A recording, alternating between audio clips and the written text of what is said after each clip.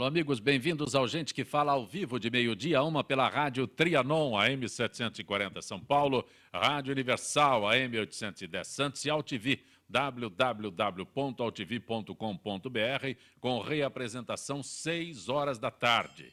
E também às 23h30, TV Guarulhos, canal 20 e canal 3 da NET Digital, no nosso site www.gentequefala.com.br, nossa página Facebook/Programa Gente que Fala, Twitter, @Gente que Fala M, o WhatsApp é São Paulo 11 974012235, chat do site da AltV e ainda um telefone à sua disposição, São Paulo 11 50526622.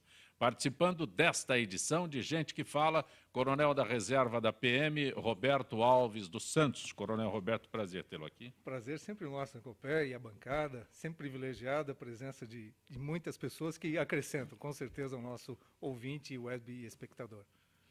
Privilégio hoje no dia do jornalista Quartim de Moraes. Prazer tê-lo aqui, Quartim. Prazer é tudo meu. Muito bom reencontrá-lo no dia do jornalista. Pois é.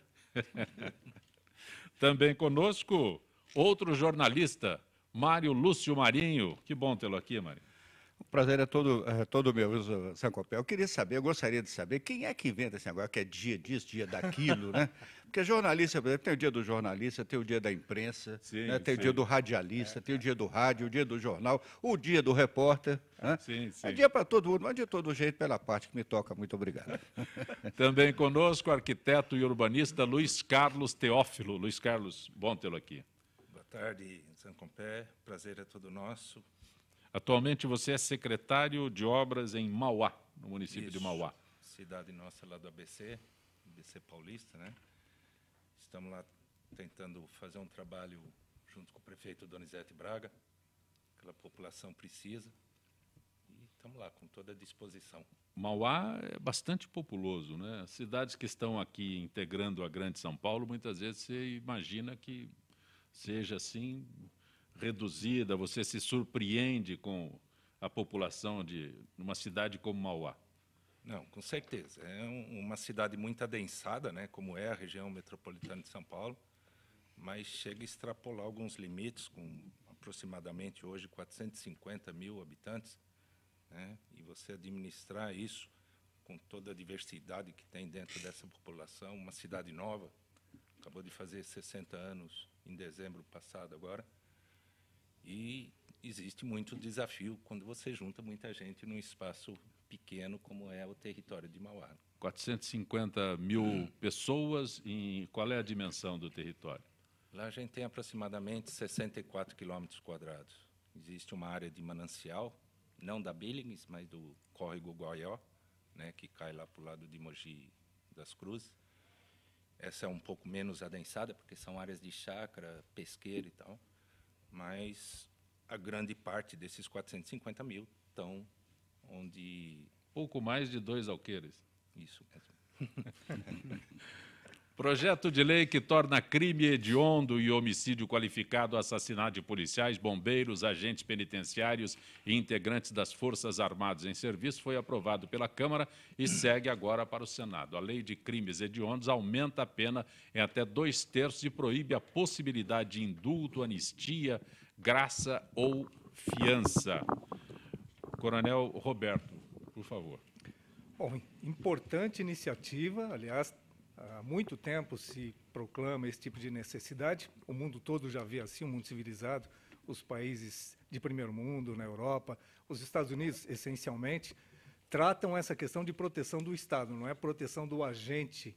O agente é um representante do Estado, ou seja, cada vez que se comete um ato deliberado contra um agente de segurança, seja policial militar, policial civil, federal, qualquer agente que esteja dentro do processo de segurança pública, você está, na realidade, aviltando o próprio Estado.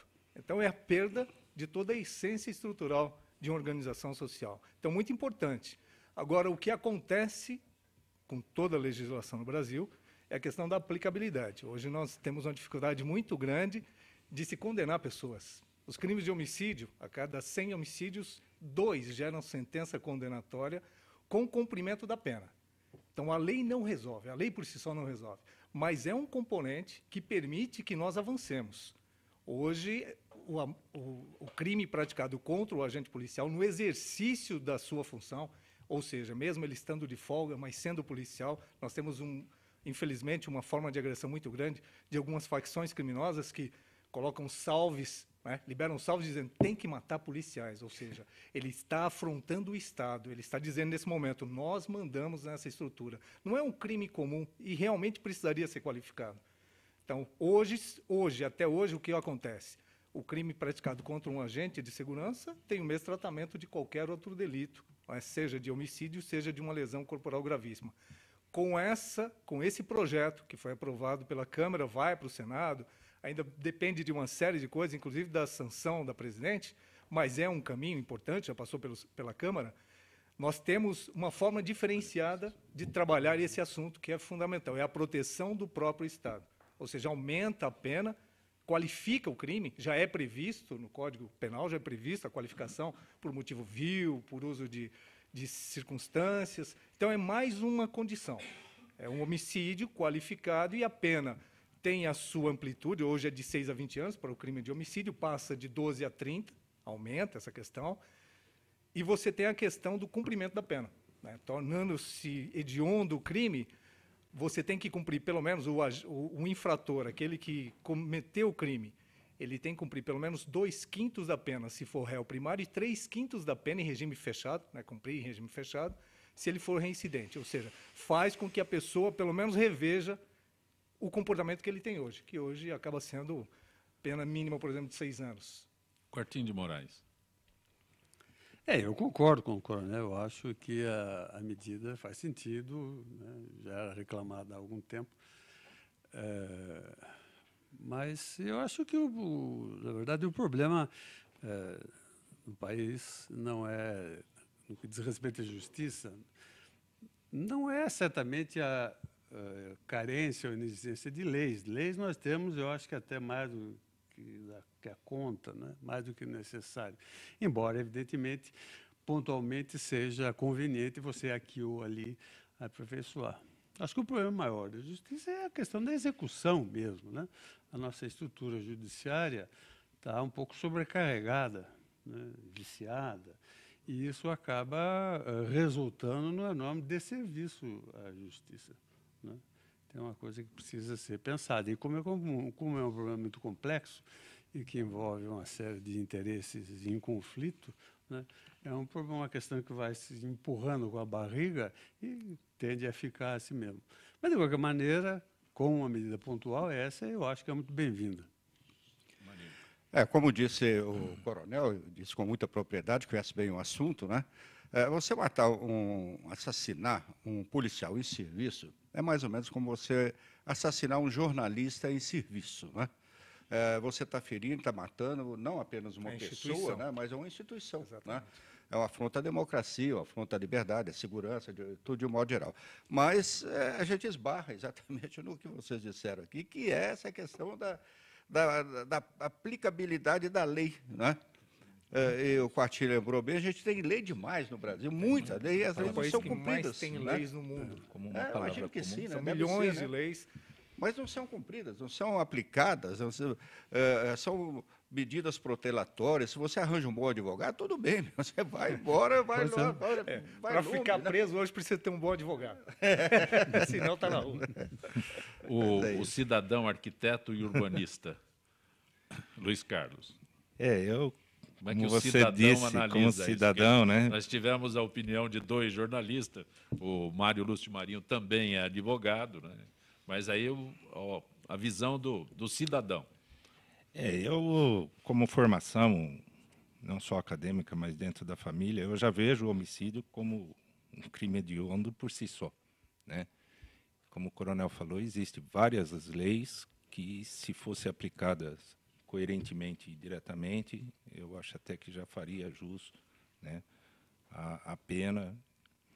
Agora, é aquela coisa, com quem está cuidando da segurança, está a serviço, se expondo, às vezes, em muitas situações, né, sofrer esse ataque, concordo que aplicar uma localização naquele ato, né, de como a lei está se pensando, né, só reforça aquilo que, sei lá, acho que a sociedade brasileira entenda. Coronel Roberto, o Peterson aqui de São Paulo, é verdade que os números da criminalidade caíram? O governo sempre diz que sim, mas não é o que parece, fala o Peterson. Peterson, tudo bem? Bom dia. Na realidade, os números caem, os números são sazonais. Então, aumentar ou diminuir o número de criminalidade, para o cidadão, pouco afeta. São números, são estatísticas. O cidadão não quer ser vítima, claro. Então, o processo não vai trazer mais segurança saber que os números caíram aqui de 30%, caíram para 20%. Isso pouco reflete no dia a dia. Porque o modelo que nós vivemos de segurança é de projetar para o Estado toda a responsabilidade. Então, o Estado, por isso que vem os números, o Estado precisa, é quase que uma autodefesa. Pelas nossas ações, diminuíram tantos crimes de homicídio, de roubo, de furto, mas, na realidade, o processo de segurança está na Constituição, é responsabilidade de cada um de nós.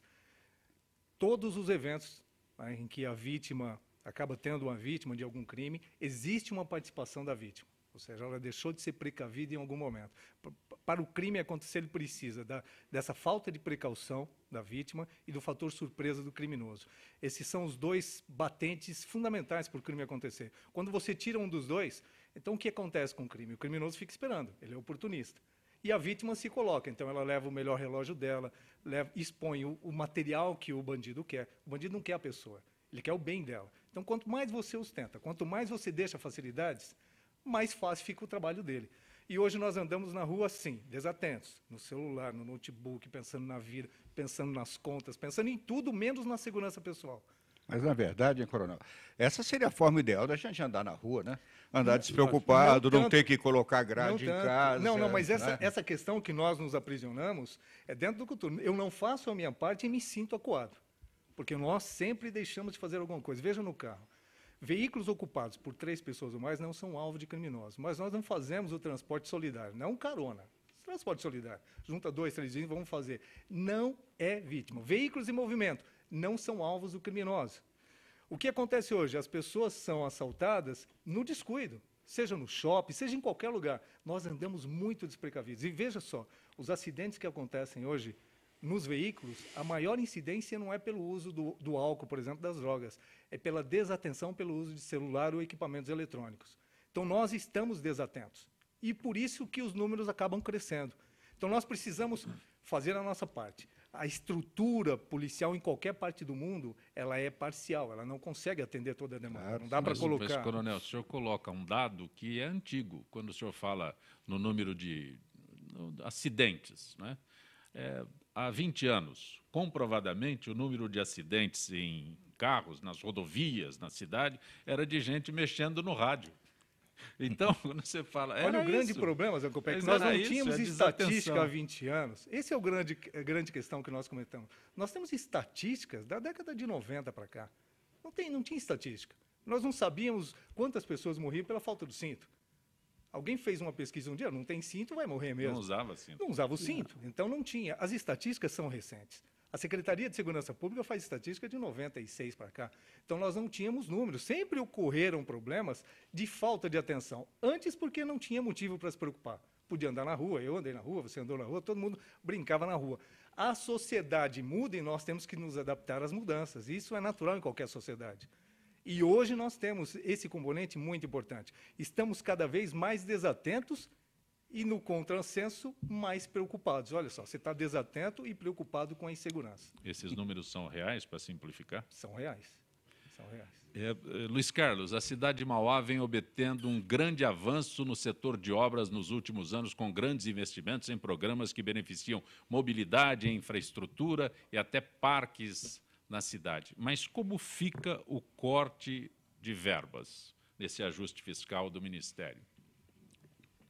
Ministério da Fazenda. Ministério da Fazenda com o governo federal.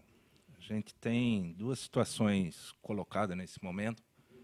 Uma é a economia como um todo, que já vem do ano passado, não vou nem chamar de crise ainda, mas andando meio devagar, e que impacta diretamente nas receitas. Pode chamar. Não quero ser tão pessimista assim. Não, está sendo realista, né, Guaxi? Realista, Pira, não pessimista. Pode chamar de crise? Pode. É. Desculpa interromper. Mas isso... Não, que isso. Então, vamos falar da crise. Né? Ela afeta diretamente todas as receitas do município. Com licença, quando eu me referi à crise, não estou me referindo especificamente à cidade de Mauá, mas à conjuntura. Não, na economia. Né, eu falei na economia. A cidade de Mauá, com muitas outras, sofre as consequências. Né? E afeta todo o país. Né? E essa receita é fundamental, no caso de Mauá, para o município tocar o custeio que tem hoje. Juntando a isso, a gente tem esse ajuste fiscal que o governo federal se colocou como necessário fazer e já iniciou o segundo mandato da presidente Dilma com um foco muito grande nele. Né? Nós tivemos agora, em final de fevereiro, acho que dia 24 ou 25, a publicação de um decreto do Ministério da Fazenda, do Ministério de Planejamento, Orçamento e Gestão, assinado pela presidente, onde ela bloqueou todos os contratos e projetos que foram assinados até dezembro de 2013. E nós temos uma grande parte, porque a gente foi buscar vários projetos, vários programas que existem, uma quantidade enorme de recursos, os 2 anos dessa gestão do prefeito Donizete Braga, a gente trabalhou muito com isso. Né? E a gente tinha muita coisa andando até dezembro. E esse decreto, nesse momento, não é que anulou, bloqueou. Certo? Ela fechou a torneira. Literalmente. E vai passar por uma justificativa até o meio do ano de quais projetos que estão andando ou que têm possibilidade de andar. Isso não é só com a cidade de Mauá. Estou falando do país inteiro. Eu estou de olho em Mauá porque é lá que a gente trabalha. É onde o Quartim se referiu há instantes. Pode falar que é crise, fechou a torneira de todo mundo. Não, eu nem disse isso com sentido de crítica, manifestar a opinião de que esse não era o melhor caminho. Eu, pessoalmente, acho que é o único caminho. Né? Ninguém questiona essas medidas que estão sendo tomadas, não é? Não, muita gente questiona. Não, do ponto de vista político, nem o próprio partido do governo apoia o reajuste fiscal. Porque são as chamadas medidas impopulares. Né? Ninguém quer dar notícia ruim. São medidas tão impopulares. Mas ele é necessário, senão a gente vai sofrer mais ainda. Nós estamos pagando agora erros que foram cometidos lá atrás. Aí nós vamos pagar agora. Né? A coisa está estourando no nosso bolso, na sua cidade, no seu bolso também, de erros foram cometidos, de política enganosa. Né? Foram enganando, está tudo bem, está tudo legal, aquele mundo criado pelo João Santana, que é um ótimo criador de mundos, né? De mundos maravilhosos. Né? E hoje a realidade que a gente tem é totalmente diferente. Agora, a gente já trabalhava com a expectativa do ajuste. O ano passado acompanhava toda a situação, independente do momento político da campanha. Né? Quem quer que viesse ia ter que fazer esse ajuste, porque o país precisa. Né? Aquela coisa de você ter algum sintoma e precisa tomar um remédio logo. Se você tomar rápido, a dose é menor. Exato, claro. E vai fazer um efeito melhor. Se você deixar a situação andar, só tende a complicar. Quartim, não se contenha, por favor. O programa é gente que fala, por favor. Tá certo. A gente está ouvindo a explanação dos Carlos aqui com toda a atenção. E essa situação específica que a cidade de Mauá enfrenta no momento é o reflexo de uma conjuntura política e econômica que é extremamente desfavorável. Né? Ainda bem que a presidenta, depois de eleita, levou 3 meses para cair na real. Né? Então, ela está preconizando e tentando colocar em execução agora exatamente tudo aquilo que ela estava renegando, ou que o João Santana renegava, eu não sei. Na verdade, quem é a autoria dessa ideia genial. Mas agora caímos na real, finalmente. Ela não só caiu na real, como levou o real com ela. Né? Pois levou para baixo. Né? Então, como ele disse, elas são medidas impopulares, mas é preciso, o homem público, o administrador público, o político, ele precisa ter a coragem cívica de, no momento em que isso se impõe, adotar medidas impopulares em benefício da população. Claro, tá claro. E também, assim, medidas com coerência. Né? Eu falei aqui do decreto, por exemplo, saúde e educação está fora desse decreto. Né? Os programas e projetos dessas 2 áreas não fazem parte desse bloqueio inicial. Luiz Carlos estava fora, né? Porque ontem, na posse do ministro da Educação, ele já foi avisado de que vai ser cortado e tal, apesar do slogan do petista de agora ser Brasil, Pátria Educadora, né? Pátria O Educadora. ministro da Educação já foi avisado que vai ser cortado, como o ministro da Educação também, sabe que vão ter cortes e tal. Vai ter corte para todo mundo, ninguém vai ficar de fora. Maria, mas aí é em função daquilo que eu coloquei primeiro, é a queda de receita em função da economia estar num nível menor do que estava um certo tempo atrás, né? Então, isso aí afeta todas as escalas de governo. O governo federal vai fazer ajuste, o governo estadual vai fazer ajuste, nós, municipal, estamos fazendo e vai fazer em função dessa conjuntura. Na verdade, né? isso significa o esgotamento de um modelo que o PT, né, comandou no país durante mais de uma década. Que modelo é esse? Um modelo baseado no crédito fácil e estímulo ao consumo. Tá certo? E paternalista, né? E isso amparado por uma conjuntura internacional muito favorável. Né? O preço das commodities, do petróleo em particular, lá em cima. Né? Era o Lula, que é um homem de muita sorte, além da competência política, né, inegável que ele tem, certamente é um homem de muita sorte, porque a maior parte do seu governo foi favorecido por uma conjuntura econômica internacional muito favorável, na qual ele surfou com muita tranquilidade, né? Recolhendo resultados muito positivos, muito objetivos. Acontece que essa situação mudou. E a sucessora do Lula parece que demorou 4 anos para se dar conta de que o mundo era outro, né?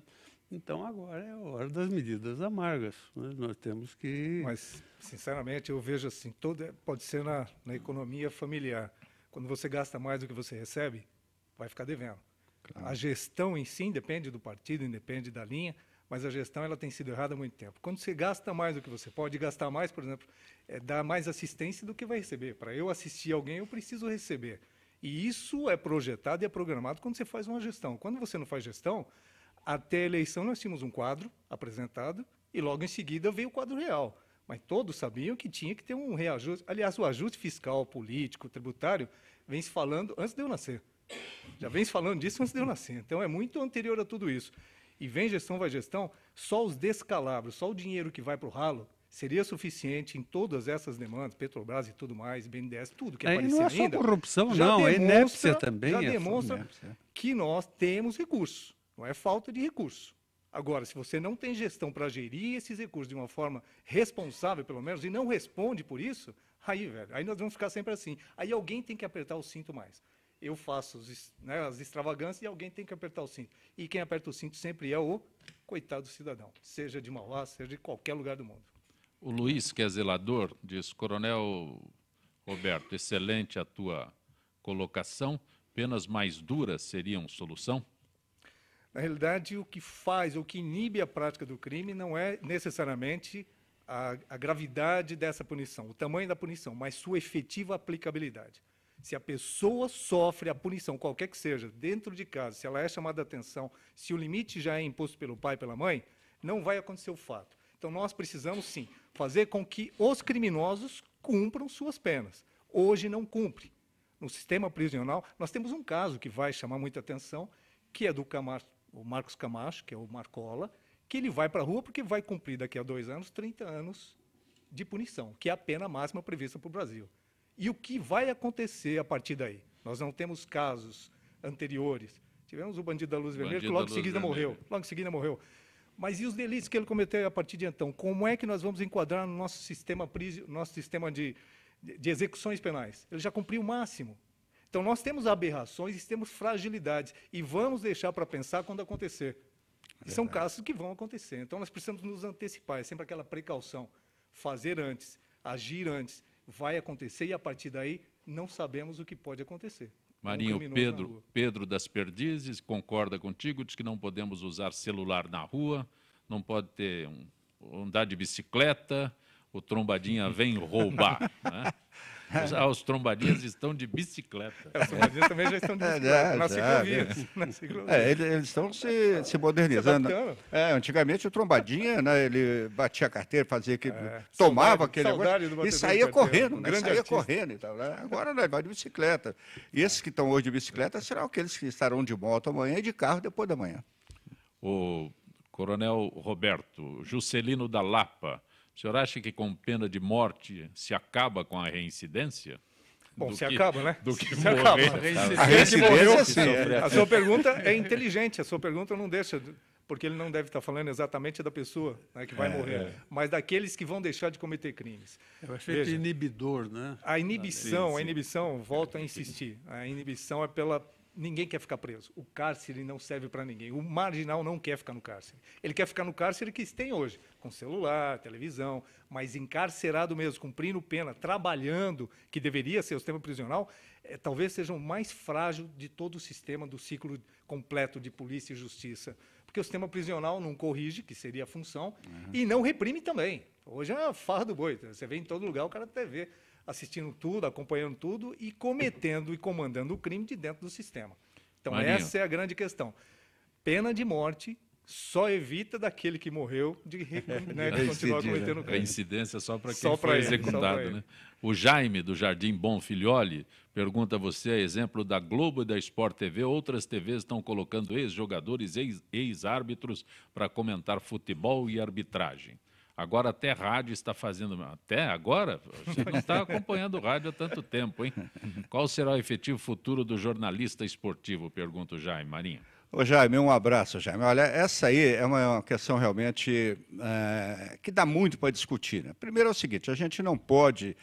não dá para ficar protegendo, olha, só jornalista pode fazer, só jornalista pode fazer aquilo. Tem que ter competência para fazer, não é? E essa é uma situação, Jaime, que é de muito tempo. Eu me lembro que na Copa de 1982, por exemplo, o Sindicato dos Jornalistas conseguiu impedir que o Zagallo comentasse jogos, se eu não me engano, na Rádio Jovem Pan. Em 1984, quando eu fui presidente da ACESP, a Associação dos Jornalistas Esportivos aqui do Estado de São Paulo, nós tivemos uma briga muito grande também para impedir o excesso, né, de ex-jogadores que estavam sendo... convidados, contratados, na verdade, não convidados, mas contratados, entravam como se fossem convidados. A verdade é que a gente tem alguns jogadores que são bons comentaristas. Eu acho que a coisa deveria ser aí na base da meritocracia. Agora, quando a gente fala em meritocracia, a gente é acusado de coxinha, pô, não pode nem falar mais em mérito. Né?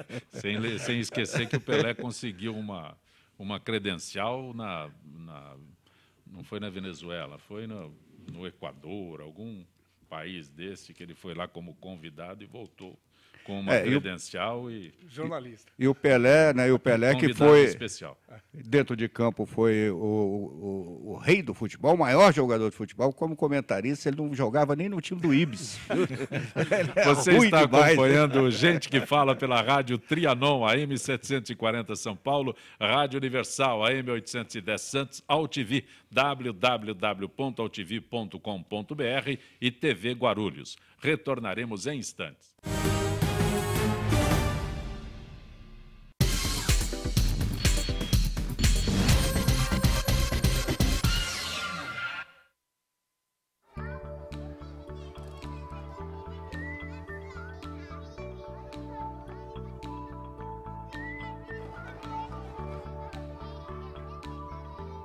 Quando uma criança desenvolve seu potencial, as portas do mundo se abrem para ela.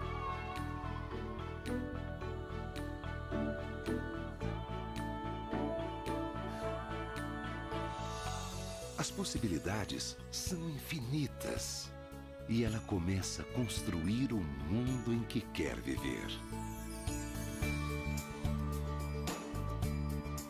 Ela aprende que pode transformar vidas, começando pela própria.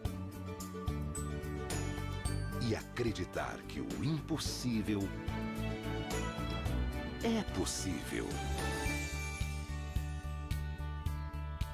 Cada criança na escola é um potencial a ser descoberto.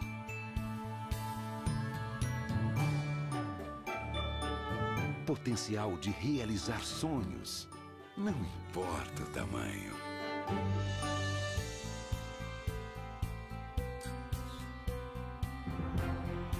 É hora de despertar o potencial das novas gerações. As crianças são o futuro. A educação é o presente.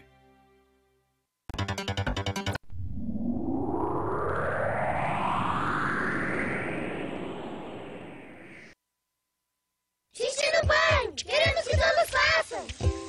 Homens, mulheres, crianças, brasileiros ou não, nobres, plebeus, músicos, desportistas, pessoas que são metade homem e metade monstro, coisas do além, lendas brasileiras, lendas gregas, pessoas boas, pessoas não tão boas, gênios da arte, gênios da ciência, trapezistas, amantes, pessoas de outros planetas, fenômenos do cinema. Enfim, se você faz xixi, tá convidado.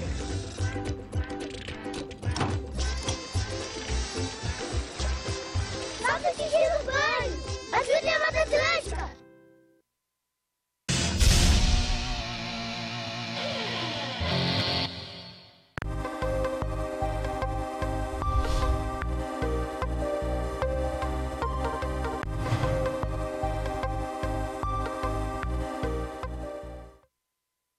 Tudo tem a ver com alguma coisa. De onde vem a água que a gente bebe? Da torneira. Ih, nada a ver. Vem dos rios que nascem da mata. Sabia que a gente só respira por causa das árvores? A árvore respira? Respira. A árvore respira. E o que você tem a ver com isso? Meu ar. Minha água. Minha árvore. Meu ambiente. Mata Atlântica! SOS Mata Atlântica. Mais 25 anos.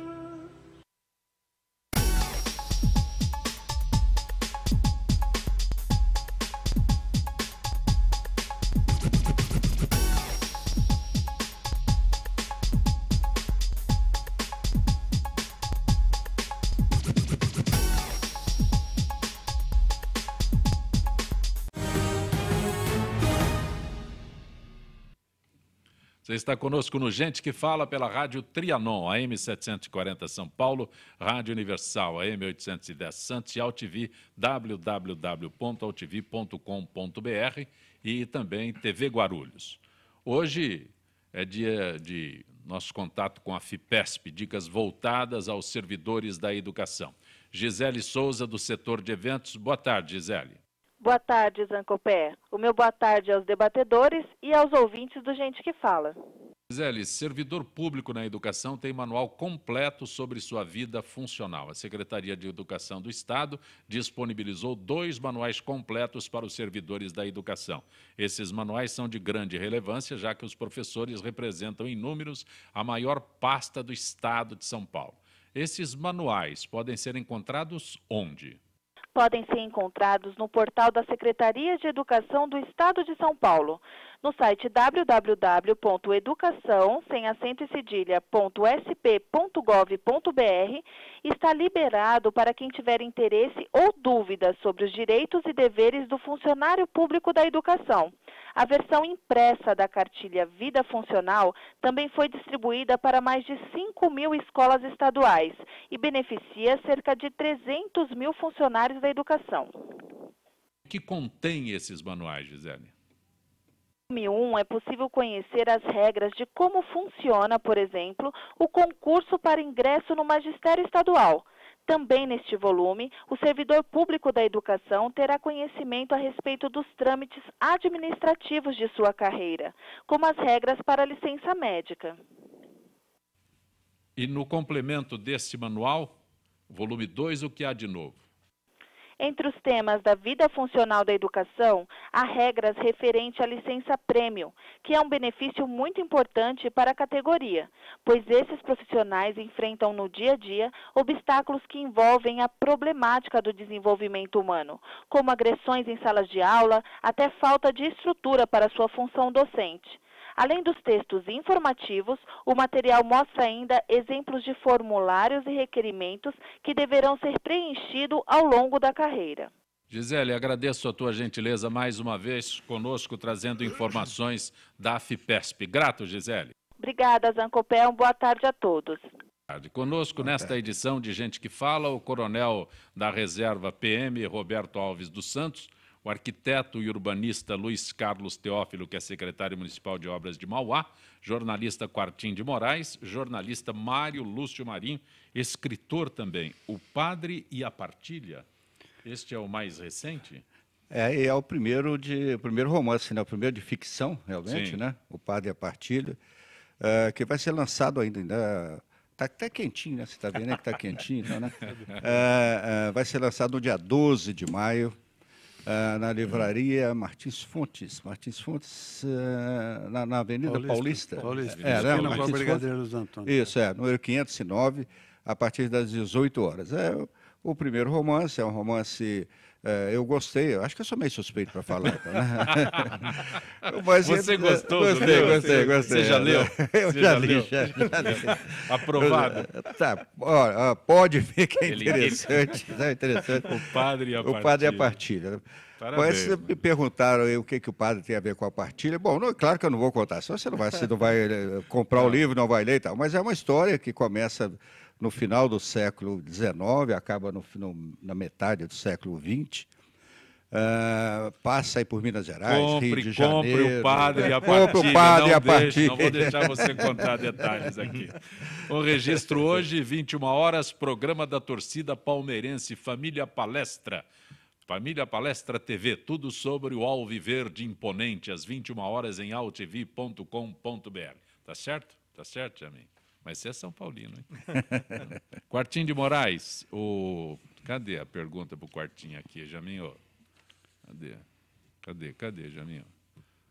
Eu não tenho muita intimidade com esse negócio aqui, né? Isso aí, bom, primeiro, chama computador. Então, mas aí eu já não tenho intimidade com isso daqui. Você mexe à distância, fica pior ainda. O Sérgio pergunta a você, Quartim, como foi trabalhar no governo Montoro? Eu acho que esse Sérgio boa tarde, Sérgio. É um assíduo espectador desse programa, porque da última vez que eu participei aqui, me fizeram uma pergunta semelhante. Fez a mesma pergunta. Eu não me lembro se era o próprio Sérgio, mas... Sérgio de Moraes, ele chama. Pergunta exatamente o quê sobre o governo? Como foi trabalhar no governo, a experiência. Bom, foi uma extraordinária experiência, eu aprendi muito com isso, porque... como todos devem se lembrar, o Montoro se tornou governador do estado de São Paulo em 1982, depois de 20 anos, né, em que o regime autoritário, a ditadura militar, impunha eleições indiretas para os estados, e tínhamos governadores chamados biônicos, né? E depois de 20 anos, então, houve finalmente, de novo, eleição para o governo do estado. Então, foi um marco importante na história política, né, do país, né, a retomada das eleições diretas, a começar pelos governos do Estado. Naquela época, não tinha ainda para presidente da República, né, só veio um pouco mais tarde. Só em 89. E eu atuei com o Montoro como jornalista na área de imprensa. E fui, aliás, o primeiro e único secretário de imprensa do governo do Estado, porque a gente tinha uma proposta que acabou se revelando ingênua, né, de separar, como a gente dizia na época, a verba do verbo. Os jornalistas que cuidavam da relação do governo com a imprensa e alguém, publicitário de preferência, que cuidava da relação do governo com verba, com publicidade, com anúncio. A gente achava que, do ponto de vista de uma gestão democrática, era importante você separar uma coisa da outra, né?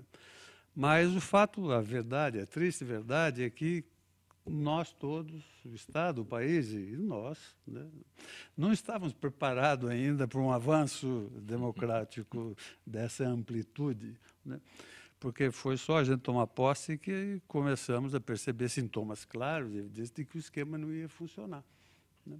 Eu me lembro de que, com pouco menos de um mês de governo, o Montoro teve um município grande aí do interior, né, passou o domingo lá, fazendo inaugurações e uma série de atividades. E 2 dias depois, na terça-feira, eu estou no meu gabinete e recebo dessa cidade uma cópia o exemplar do jornal, que na primeira página estampava a passagem do Montoro e junto a fatura. Eu me dei conta de que realmente era um desafio um pouco difícil. Durou um ano, a experiência durou um ano. Você conseguiu se manter lá por um ano. Um ano. Foi um bom ano. Para o jornalismo, para o jornalismo em si, foi um bom ano. Jaqueline do Pari. Desde quando Janine é pessoa indicada para a educação? Um país que tem como slogan Pátria Educadora, com corte de verbas e ministério com gente que não é do ramo, onde vamos parar? Diz a... Mas o Janine é do ramo, Horácio. Não é? Agora sim, ela deve estar se referindo ao finado, né? ao Cid, né? O Cid Mas Gomes. é um herói, né? É um herói. Cid se tornou um herói. Cid Gomes, pelo amor de Deus. Não, agora, Gomes é um herói o Janine, ele é da área, eu digo, ele é da área de educação. Eu não sei como ministério. É um professor, é culto, é um homem, né, eu não sei como executivo, né? Como é que vai se dar? E né? o mais interessante é um crítico do governo. O Renato Janine Ribeiro, ele tem publicado, que vinha publicando uma série de críticas, muitas delas... Vai receber o jornal com a fatura embaixo. Acho que daqui a pouco ele vai ser chamado também de coxinha, porque além de ter criticado o governo recentemente, né? Num livro que ele publicou aí há 4 ou 5 anos, ele elogia a TV Globo, né? Fala das telenovelas da Globo, são de alto nível, espetaculares, quer dizer... O cara está lá no governo, elogia. Está na contramão. Os caras vão. Daqui a pouco ele é coxinha. Você vai mas ver, eu diria que o partido do governo ele vai acabar com o tempo se acostumando a conviver com ministros de Estado que não tem nada a ver com o propósito do partido. Já foi o caso do Levi, do ministro da Fazenda, né, que mal passa. E agora o filósofo Renato Janine Ribeiro, que é... Mas o Levi veio de cima, né? O Levi veio de cima para baixo. O Levi, eu fico imaginando se o Guido Mantega deve pensar assim, puxa, se eu gritar Chazão, vou virar o Levi. Porque o Levi tem toda a força, tem tudo, né? E ele não, a Dilma gritava com ele, né? Mantega, Mantega. Coronel Zeliane, da Vila Carrão, maioridade penal, a redução resolve? Como toda lei, a lei não resolve, mas é uma atualização, né, social. Porque as leis, elas vislumbram justamente atender aos anseios da sociedade. A lei serve para isso. A lei deve retratar o que a sociedade deseja para aquele momento que ela vive. Por isso que você falar de um Código Penal de 1940 não reflete a realidade que nós vivemos hoje. Nós tivemos uma alteração completa do Código Civil há muito pouco tempo, porque a sociedade exigiu que nós fizéssemos essa mudança. Então, a lei por si só não resolve, mas é um passo atendendo aos anseios da própria sociedade. Nós temos o jovem de 16 anos de hoje, ele tem muito mais informações, muito mais discernimento do que há 30, 40 anos. Então, houve uma modificação social, comportamental, houve. A legislação ela pode se adaptar e deve se adaptar. Agora, o que nós vamos sentir, primeiro, se ela vai ser aprovada, se vai dar continuidade, né? Ainda está na Comissão de Constituição e Justiça, foi aprovado o mérito, mas ainda tem votação na Câmara, tem votação no Senado, tem participação da presidente. É um caminho longo ainda. Agora ficou 23 anos parado, já é alguma coisa. Então, a sociedade, por força da sociedade, que é a sociedade que exige, nós estamos tendo algumas mudanças já comportamentais nos nossos políticos de uma forma geral. Então, é um avanço. Isso sim é um avanço. A questão da menoridade penal, se acontecer, ou da maioridade penal reduzida, nós vamos ter que esperar os próprios reflexos que a sociedade vai ter disso. Agora, só um momento. Essa questão aí, ela tem que ser muito discutida, né, Coronel? Tem que ser muito discutida. E a gente torce para que não seja partidarizada, né? Que a gente viu nesse primeiro embate lá na Comissão de Justiça, foi um choque, né, entre o pessoal da esquerda e o chamado pessoal da direita. O chamado pessoal da esquerda e o chamado pessoal da direita. E, na verdade, o que se quer não é isso, né? O que se quer foi o que aconteceu, que ela seja aprovada para ser discutida, né? A lei não entrou em vigor nem nada. Não. Isso vai levar tempo para ser discutido e tal. E é preciso realmente que se discuta com o máximo de isenção possível, né, para que a gente chegue aí. Trata-se de uma proposta de emenda à Constituição, porque tem que mudar a Constituição nesse contexto, é uma emenda à Constituição, é uma proposta. Agora, o debate vai acontecer. O problema é que ficou 21 anos sem que ninguém se manifestasse. Então, hoje, pelo menos, nós tivemos a iniciativa de discutir. Exato. Se os nossos legisladores, que foram eleitos, nos representam, e esse é o sistema, né, o sistema que nós vivemos é esse, de representação, então, pelo menos, vai ser discutido. Agora, o que vai acontecer, não sei. Agora, só o fato de estar sendo discutido, já nesse nível, né, já é importante. Quartinho? E no que diz respeito, em particular, à lei que reduz a maioridade para efeito penal, né, eu acho que certamente é um assunto que merece uma discussão ampla e profunda, mas a gente precisa tomar cuidado para não nos iludirmos com os benefícios que essa lei possa trazer. Quer dizer, ela não vai resolver o problema da violência, da criminalidade. Pode contribuir, e certamente há de contribuir, para minimizar essa questão. Mas eu acho que está muito longe de resolver o problema. Até porque eu entendo que essa coisa da criminalidade de adolescentes, né, de menores de 18 anos, ela é certamente um grave problema policial, vamos chamar assim, mas é sobretudo um problema social também que precisa ser analisado, né, encarado, e devemos tentar resolvê-lo nessa perspectiva de problema social, tá certo?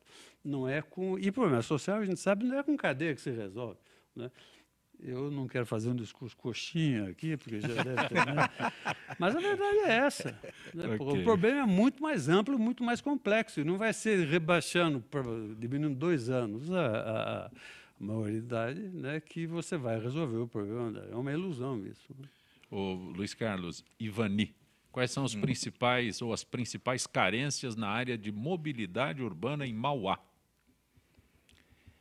Como a gente falou no começo, a gente tem muita gente no espaço adensado. Então, o fluxo de veículos, as avenidas estreitas, o transporte coletivo, que é prioridade para o governo lá e deve ser em todo lugar, né? A gente precisa dar uma equação para isso. Existem vários projetos na cidade de corredores de ônibus, linhas preferenciais de ônibus, né? E também ampliação de avenidas marginais em espaços ainda vazios, vamos falar assim, que mexe com pouca desapropriação, com remoção de gente, para que a gente faça um fluxo, né, desse conjunto de trânsito, vamos falar assim. Tem o trânsito de serviço, que é o transporte de carga, os trabalhadores, tem o fluxo pessoal de carro, né? Então, na parte de mobilidade, inclusive, existe um investimento programado, apesar da gente ter falado do ajuste aqui, da crise, ele está garantido, porque está fora do decreto, né? Nós temos ali já 80 milhões contratados com o governo federal e vai sair no próximo mês uma licitação para investir em 3 terminais de ônibus, refazendo também a lógica das linhas, e um corredor de ônibus exclusivo na avenida. Um outro assunto, aproveitando, qual foi, aí na área de transportes, né, qual foi o reflexo do Rodoanel ali em Mauá? O Rodoanel, assim, para localizar Mauá, naquela questão de logística, foi super importante, né, porque Mauá ganhou um acesso diferenciado. O Rodoanel tem aquela visão de rodovia classe 0, que a Dersa, os projetistas chamam, que só tem acesso nos entroncamentos com outra rodovia, né? E o acesso de Mauá pela Avenida Papa João 23, que depois ligou com a Jacupesco e que serviu de alternativa até hoje para o trecho leste do Rodoanel, que foi inaugurado o ano passado, né? Isso aí colocou Mauá no mapa, assim, que a gente chama da esquina do Estado de São Paulo, esquina da ABC, porque você tem a Imigrantes à mão para descer para Santos, Imigrantes em Anchieta, né? E o restante das rodovias para o interior do estado. Então, Mauá ainda tem uma condição de áreas num distrito industrial encostado no Rodoanel, que tem muita área livre para receber investimento, indústrias de porte, e já vem acontecendo. O Rodoanel, o trecho sul, foi inaugurado em 2010, né? Nesses 4 anos e pouco, tem uma alteração de movimento, de investimento, geral ali naquele setor. Coronel Roberto, é piloto de helicóptero também, Sim. né? Um dos assuntos que nós temos, lamentavelmente, não é? É sobre o acidente de helicóptero recentemente, nesse final de semana, que acabou vitimando o filho do governador Alckmin. Não é? E agora se fala numa série de medidas a serem tomadas, tal. Eu gostaria que o senhor esclarecesse.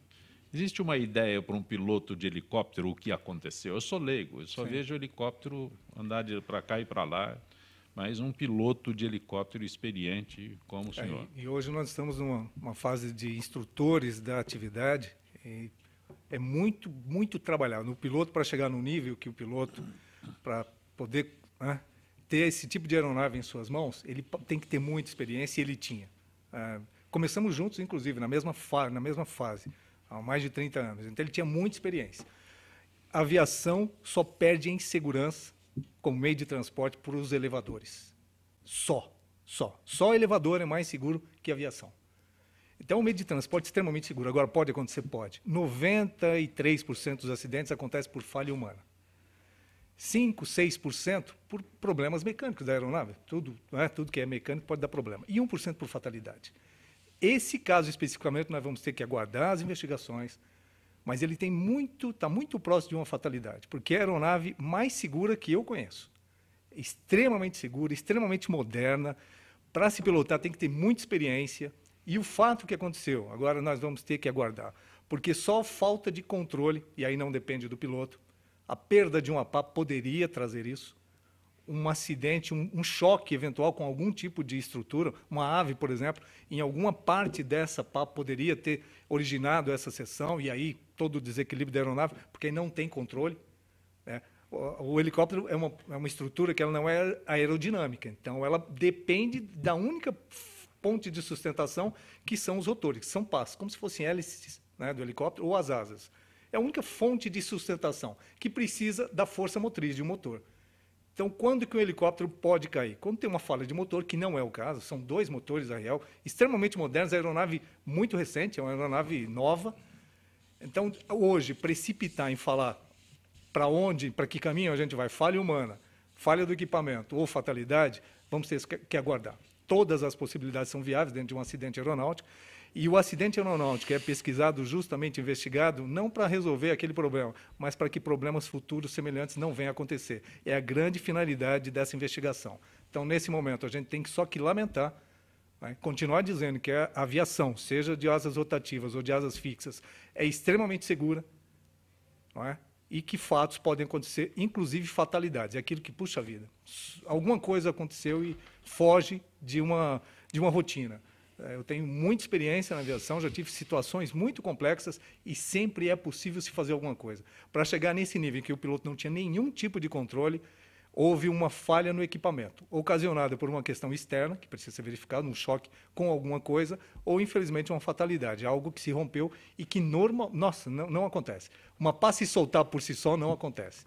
Então, precisaríamos ver exatamente, vamos ter que aguardar, esse é o tipo de acidente que vamos ter que aguardar o final das investigações.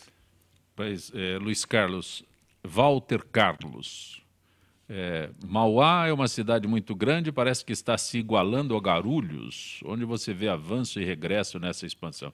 Acho que Guarulhos tem uma diferença muito grande. Metade do caminho. Então, Guarulhos, o aeroporto impulsionou a cidade de forma fantástica. É mais do que o dobro não vai chegar nunca. Em tudo, população, arrecadação. Né? Também.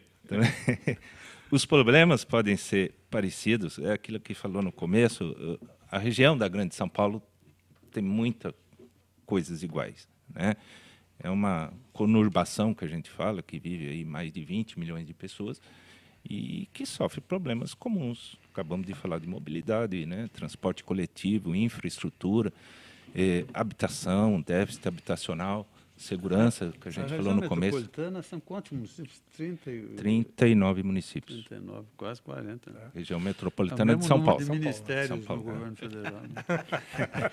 Luiz Carlos Teófilo, eu agradeço a gentileza de ter vindo ao nosso Gente que Fala. Muito bom tê-lo aqui. Eu que agradeço, Sancompé, o convite, né? É sempre agradável, ainda mais com a presença de gente tão Que interessante. Que A gente fala, né? Jornalista, advogado, eu sou um técnico, mas a gente fica muito Sempre feliz enriquece. e muito obrigado. Quartim de Moraes, muito bom revê-lo, principalmente no Dia do Jornalista. Agradeço a tua gentileza de ter atendido o convite do Fausto Camunha. Eu que agradeço, é sempre uma honra estar aqui presente, né? E me coloco, como sempre, à disposição de vocês. Um grande abraço. Um grande abraço. Coronel Roberto Alves dos Santos, muito bom tê-lo aqui. Eu que sempre agradeço, é sempre uma oportunidade de aprendizado. Essa bancada é escolhida realmente a dedo. Eu me sinto cada vez mais gratificado de ser lembrado. Estamos sempre à disposição. Mário Lúcio Marinho, que dia será a noite de autógrafos do Dia Padre e a 12. Partilha? Aliás, é um lançamento internacional. Vai ser lançado aqui em São Paulo e em Lisboa no mesmo dia. Sim. Dia 12 de maio, na Livraria Martins Fontes, na Avenida Paulista, esquina de Brigadeiro. Paulista 509.